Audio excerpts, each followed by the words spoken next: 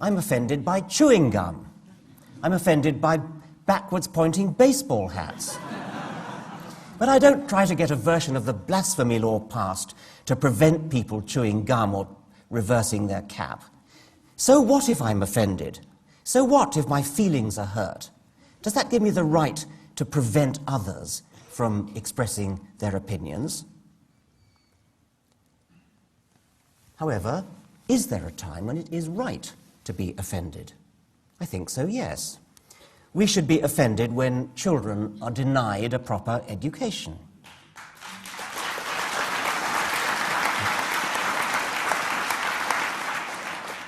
We should be offended when children are told they will spend eternity in hell.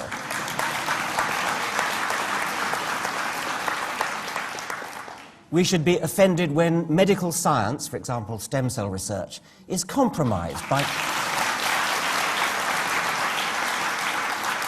Compromised, I should say, by the bigoted opinions of powerful and, above all, well-financed ignoramuses. A web question. It's from Cassandra Devine in Victoria. It's to Richard Dawkins. Why do you feel the need to express your views so stridently when they're not always welcome? Isn't it rather like going around to playgrounds and telling children that Santa Claus isn't real?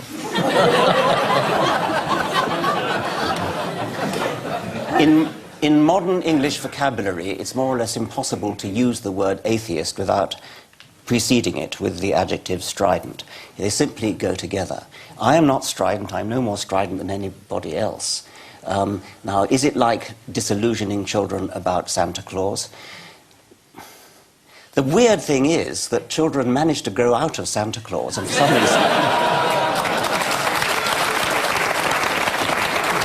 Sir, I'm being allowed by the friend I used to work with to come back. I cannot afford to build my life on hallucination, but on Jesus Christ, who is the rock. And it is that I have asked you to address, please. You are obviously sincere, but obviously I do not share your beliefs, and I think you are hallucinating. That's all I can say. I don't doubt your sincerity. Okay. Every night on television we see satire, we see comedy, we see people poking fun at politicians, at all sorts of things. Why should religion, especially the Muslim religion, why should that be immune from people making fun of it? Not that this is making fun of it, I understand, but even so, why should you think that Islam should be uniquely immune from the things that politicians are not immune from and the rest of us are not immune from? Why are you so privileged in taking offense? You're talking about the people who are in the land just like you and me. Our Prophet and Allah, they are completely different. Our Holy Book is completely different. I think your thinking is very narrow. You're thinking politicians like a Tony Blair, George Bush, you can joke about them and you can joke about Islam. I think you haven't got knowledge enough. You should go to have some more study and then come back on the telephone to talk to me. Politicians really exist. This is probably going to be the most simplest one for you to answer, but what if you're wrong? Well, what if I'm wrong? I mean, anybody could be wrong. We could all be wrong about the flying spaghetti monster and the pink unicorn and the flying teapot. You happen to have been brought up, I would presume, in the Christian faith. You know what it's like not to believe in a particular faith because you're not a Muslim, you're not a Hindu. Why aren't you a Hindu? Because you happen to have been brought up in America, not in India. If you'd been brought up in India, you'd be a Hindu. If you were brought up in Denmark in the time of the Vikings, you'd be believing in Wotan and Thor. If you were brought up in classical Greece, you'd be believing in Zeus. If you were brought up in Central Africa, you'd be believing in the great Juju up the mountain.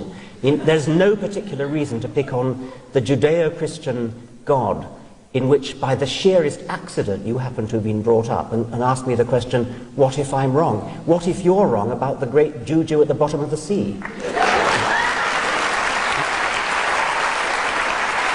I think is the question really, and like a scientist, Nobel Prize winning scientist like Peter Mehdi would say that the question why are we here can't be answered by science, and I don't understand how we can say with such confidence that it can. Well, What I would say about the question why is, why do you think you have any right to ask it? It's not a meaningful question, except unless you specify the kind of answer you're expecting. As a biologist, it's very easy to answer the question, why do birds have wings, for example? I mean, we can do that in Darwinian terms. If you say, however, why do mountains exist? There are some questions which simply don't deserve an answer. I mean, the question, why do mountains exist? You can give an answer in terms of the geological processes that give rise to mountains, but that's not what you want, is it? You want something about the purpose of mountains. What is the purpose of a mountain? It's a silly question. Doesn't deserve an answer. The mere fact that you can ask a question, the mere fact that you can frame a question in the English language, doesn't mean that it's entitled to an answer. If I say to you, what is the color of jealousy? It's a perfectly grammatical English sentence, but it's not a question that deserves an answer. The correct answer is, don't ask such a silly question. But is it not part of the human condition to ask these questions? It may well be part of the human condition to ask silly questions, yes. God ordered Abraham to make a burnt offering of his longed-for son. Abraham built an altar, put firewood upon it, and trussed Isaac up on top of the wood. His murdering knife was already in his hand when an angel dramatically intervened with the news of a last-minute change of plan. God was only joking after all, tempting Abraham and testing his faith. A modern moralist cannot help but wonder how a child could ever recover from such psychological trauma. By the standards of modern morality, this disgraceful story is an example simultaneously of child abuse, bullying in two asymmetrical power relationships, and the first recorded use of the Nuremberg defense. I was only obeying orders.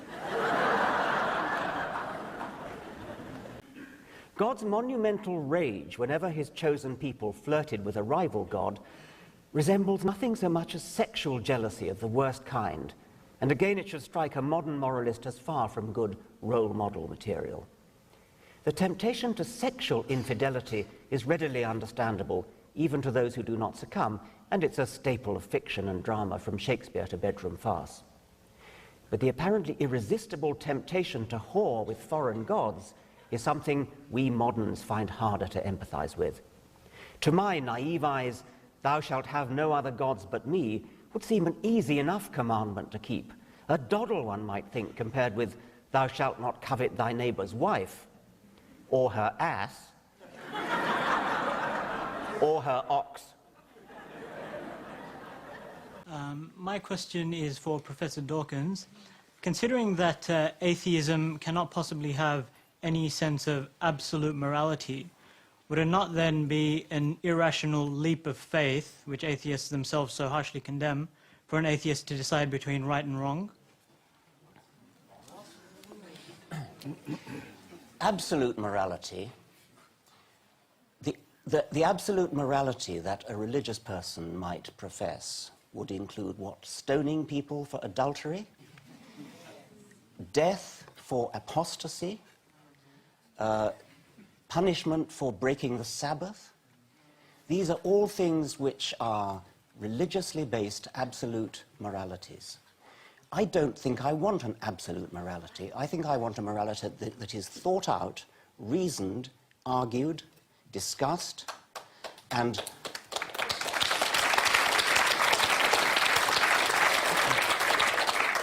based upon, could almost say, intelligent design. The Quarterly Review of Biology is a journal in which biologists publish their findings, their research. I have edited an imaginary spoof issue of the Quarterly Review of Biology devoted, as they sometimes are, to a particular topic, namely the topic, did an asteroid kill the dinosaurs? The first paper would be a perfectly respectable and normal scientific paper. Iridium layer at KT boundary and potassium-argon dated crater in Yucatan indicate that an asteroid killed the dinosaurs. Nobody would be surprised to see a paper like that in any scientific journal. The President of the Royal Society has been vouchsafed a strong inner conviction that an asteroid killed the dinosaurs. It has been privately revealed to Professor Huxtane that an asteroid killed the dinosaurs. Professor Haldley has been brought up to have total and unquestioning faith that an asteroid killed the dinosaurs. Professor Hawkins has promulgated an official dogma binding on all loyal Hawkinsians that an asteroid killed the dinosaurs. Professor Huxkins is personally offended by all strident, shrill and polemical denials that an asteroid killed the dinosaurs. Professor Hallux derives deep personal comfort from his belief that an asteroid killed the dinosaurs. The President of the National Academy of Sciences has issued a fatwa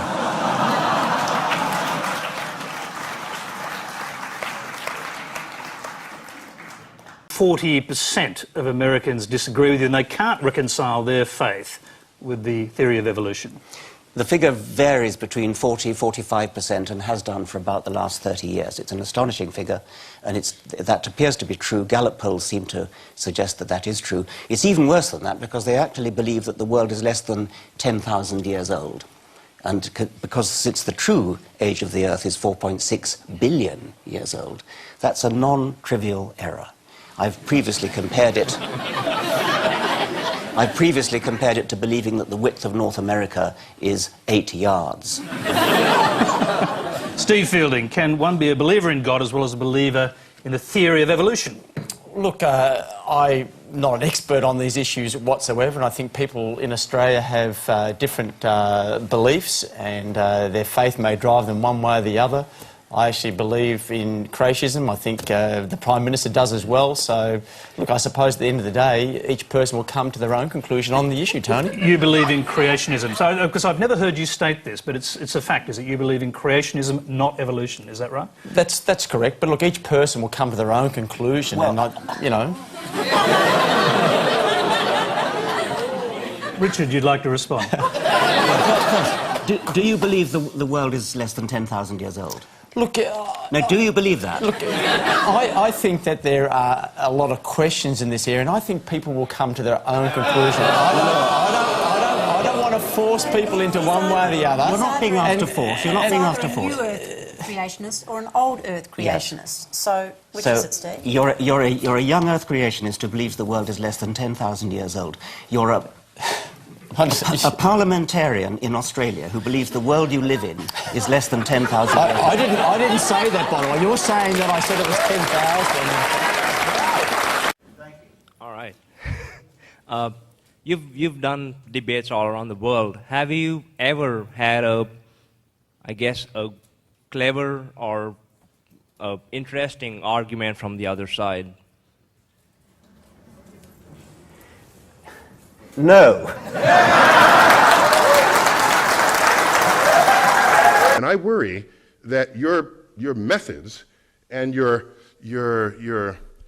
how articulately barbed you can be ends up simply being ineffective when you have much more power of influence than what is currently reflected in your output. I gratefully accept the rebuke. Just one anecdote to show that I'm not the worst in this thing. A former and highly successful editor of New Scientist magazine, who actually built up New Scientist to great new heights, was asked, "What is your philosophy at New Scientist?" And he said, "Our philosophy at New Scientist is this: science is interesting, and if you don't agree, you can fuck off."